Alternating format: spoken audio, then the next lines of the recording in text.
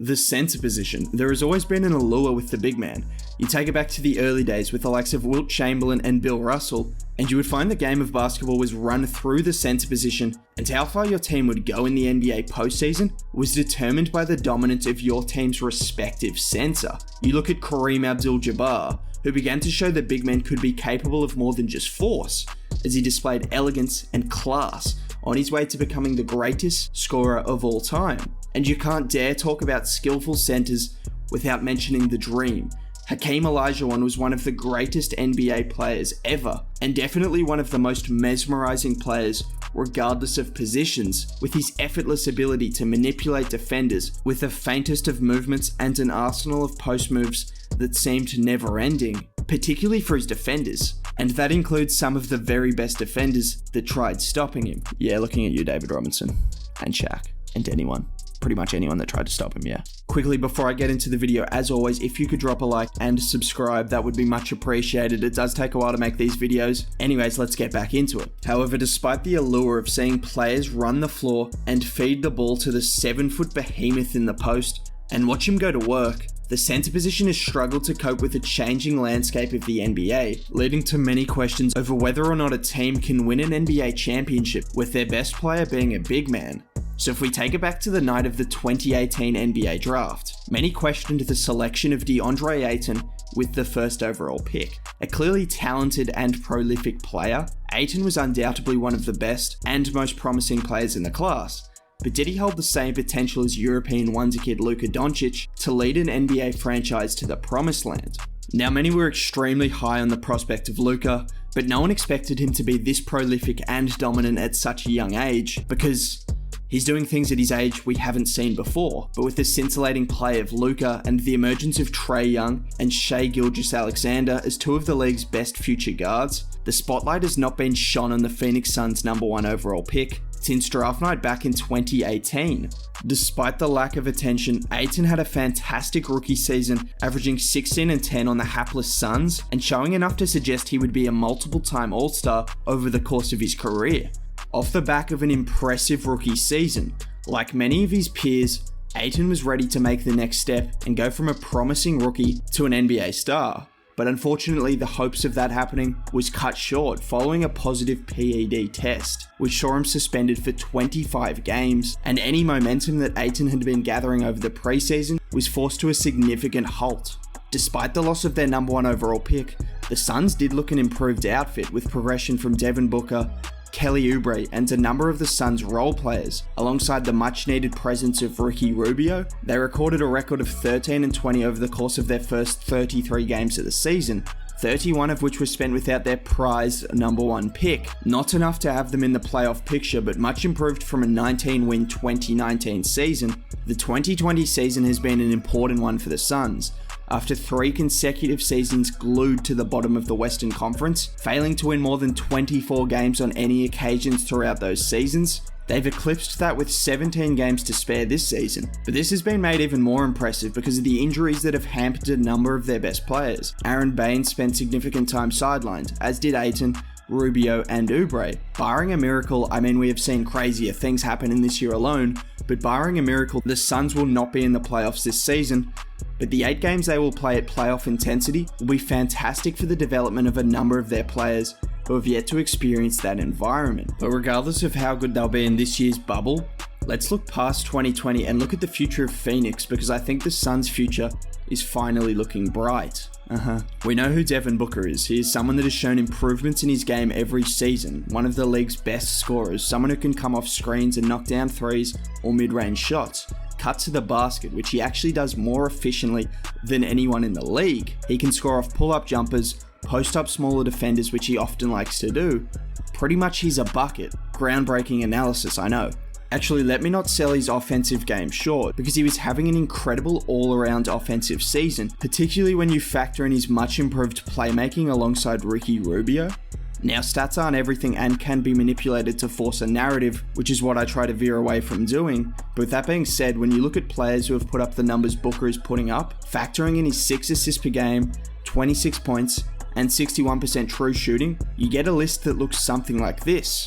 Now, the reliance on the three-point shot skews this list towards the modern-day player, which is evident when looking at the list. But with that being said, you look at the list and you see historically great offensive players who have carried significant loads for their team and done so efficiently.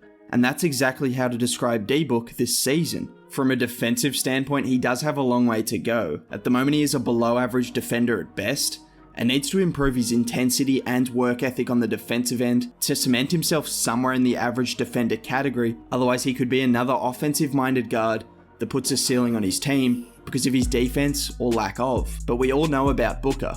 Much fewer people know about how good Deandre Ayton is and what he could be for the Suns going forward. Ayton had a fantastic offensive season as a rookie and was praised for that, but he was shredded for his defensive ability, and many thought those troubles would be a real limiting factor for the Suns going forward if he didn't turn those around. Luckily for the Suns, he did exactly that, and after making it his main focus over the course of the offseason and preseason, he developed into a high-energy big who demonstrated an elite ability to switch onto guards and wings on the perimeter. And when I say he was elite at switching onto perimeter players, I don't say that lightly. Now, I won't even try to explain all the statistics, but my man Mbappe for MVP went into extreme detail as to how good Ayton is at switching onto the perimeter and guarding smaller players. Here's the detailed list if you care to take a look. In short, Ayton is holding his opponents 7.9% below their average field goal percentage on two-pointers and 3.3% on threes, which rank 9th and 17th in the league respectively. The fact that he's gone from a much maligned defender to statistically one of the best and most versatile defensive bigs in the league is special, and suggests he has so much improvement left in his game. So with that being said, we have to look at one of the major improvements in his game that he has looked to add going forward, and I expect to see some in Orlando, and a lot of in the 2021 season, and that's a three-point shot. It's often good to look at a player's ability to shoot from the line when gauging how their shot may translate to beyond the arc. And despite not getting to the line nearly as much as he should, which is a different issue, Ayton is the best free throw shooter among non-shooting bigs, placing himself ahead of the likes of Jaren Jackson Jr., Horford and Turner from the line, suggesting that he has a sound shooting stroke that may be able to translate to beyond the arc, something that he's actively been trying to evolve over the course of the last few months and over the course of the last season in practice. Now, if he can start stretching the floor and hitting those three-point shots, that could be dangerous and a whole different proposition for the Suns' offense and opposing teams' defenses. It's incredible that a number one pick from 2 years ago might be one of the league's most underrated players, but his offensive efficiency, combined with the improvements he has made on the defensive end, lead me to believe he can be an all-star level player next year, and maybe even better than that going forward. Over recent times, the Suns have built a solid core around their cornerstones in Ayton and Booker with the likes of Mikal Bridges, Kelly Oubre Jr., Cam Johnson, Ricky Rubio, Baines, Saric, and so on. There are plenty of plus role players that have proven themselves in the league for years, and look to be great locker room presences for this Suns team. And in addition to these veteran presences, you have a good combination of young role players who have the room to grow into elite level role players, and maybe even all-star level players. Becoming an elite team in the NBA requires numerous things: great role players and depth, because how many times have we seen an all-star level player fail to carry their team to the playoffs because of their supporting cast? Look at the Trailblazers this year. Some injuries to key players, and even Damian Lillard, one of the top 3 offensive players in the league this year, couldn't force them into the 8th seed prior to the hiatus. And it looks like the Suns are forming those necessary pieces around their 2-star players. Rubio was having a great year in Phoenix, and he was forming a great dynamic with he and Booker as they took turns facilitating for each other and the other Suns players. To emphasize just how good their playmaking has been, in the 4 games prior to the hiatus, Rubio and Booker were the first players since 1991 to record 8+ assists each in 4 consecutive games. You can then look at the likes of Kelly Oubre, Cam Johnson, and Mikal Bridges. Oubre was another player to have a breakout season, providing the Suns with energy on both ends of the floor. We saw him posterize countless players, but also provide huge plays for the Suns in the clutch all throughout the season. Over the course of the season, Oubre shot a ridiculous 48% on clutch threes, which was much needed for a Suns team that struggled from that area in close games, with the rest of the team combining for a putrid 20%. A highly athletic, highly energetic player who is capable of knocking down threes, getting to the rim and defending with intensity is an extremely precious commodity, and the Suns have one in Oubre tied down for at least another year. Last year, Phoenix was ridiculed for drafting a 23-year-old Cam Johnson with the 11th pick because it went against where people believed he would fall. Shock horror, the general manager actually made a good choice picking Johnson, as he proved himself this season to be exactly as advertised. A lights-out shooter and someone who I could see developing into one of the league's best shooters once he receives more minutes and more opportunity to shoot. Everyone is always so fixated on potential that they fail to recognize what is staring them right in the face. An NBA-ready sharpshooter with the potential to be solid on defense as well. And speaking of defense, we can't talk about the Suns' wings and not mention perhaps the best of them all, Mikal Bridges. Bridges isn't far away from being one of the league's best 3-and-D players.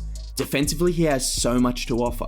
His incredible wingspan matched with his athleticism and defensive IQ make him an incredibly high upside defender as someone who can seamlessly switch onto guards and forwards and demonstrate an ability to tease offenses into false decisions with an ability to bait out the wrong pass and force turnovers with his high IQ and wingspan. Just to put into context the versatility in Bridges' defensive game, here are the only wings since 2000 to accumulate at least 200 steals and 75 blocks in their first 2 seasons in the league. Yes, extremely good company. And of this list of players, Mikal and AK-47 are the only players to not record an average of 30 plus minutes a game over that period of time.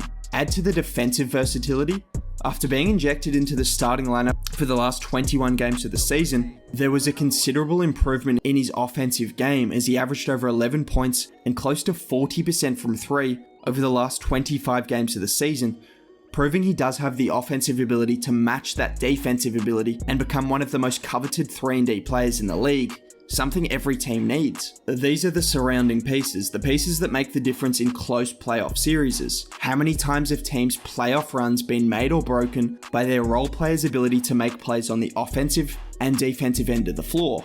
We saw it with the Warriors when Harrison Barnes couldn't hit anything, like no shots at all, or when the Rockets and in particular Trevor Ariza missed how many consecutive threes? The role players determine how far you go once you make it to the playoffs, but making it to the playoffs is determined by just how good your star player or players perform during the regular season. And if this season is anything to go by, Deandre Ayton and Devin Booker are ready to take over very soon. The Suns were hit by numerous injuries this season and had to adjust to a new head coach and a number of new players. Next season their core should be the same, with maybe some adjustment to their depth charts, but based off the improvements we saw from all of their starting players and some of their role players, I struggle to see a world in which a healthy Phoenix team doesn't make the playoffs next year. This team could be the real deal. If people don't realize that in Orlando, they're going to realize it in 2021.